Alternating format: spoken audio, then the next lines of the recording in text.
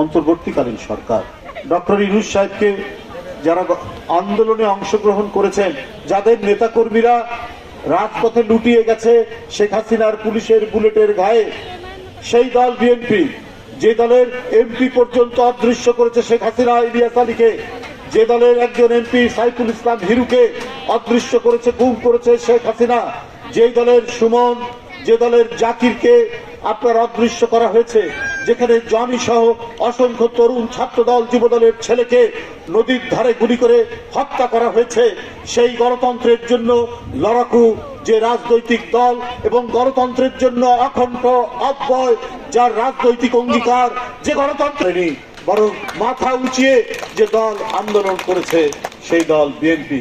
বন্ধুরা আমার, সেই দলকে কোনোভাবেই অপপ্রচার দিয়ে আপনি তাকে ছোট করে খাটো করে রাখতে পারবেন না। বৈষম্য বিরোধী ছাত্র নেতা ছিলেন, নতুন রাজনৈতিক দল যারা করছেন তাদের মুখ থেকে এই কথা বললে আমাদের কাছে কিন্তু এক ধরনের বড় প্রশ্ন দেখা যায়। আপনারা কার কথায় কান দিয়ে এই সমস্ত কথা বলছেন? তাই করা যায়। তারপরে বিচারের কথা বলছেন।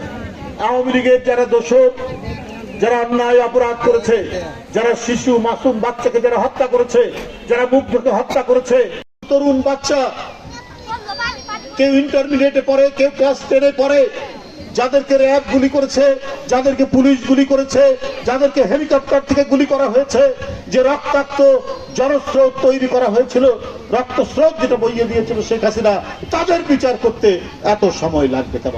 আর ওই বিচারের নাম করে জনগণের অধিকার কেন কেড়ে নিচ্ছেন? জনগণ কেন তার নির্বাচিত মনোনীত তাদের ব্যক্তি প্রতিনিধি কেন নির্বাচিত করতে পারবে না? নানা কথা বলছেন যে আন্দোলন কি হয়েছে, কি বলে যে নির্বাচনের জন্য। অবশ্যই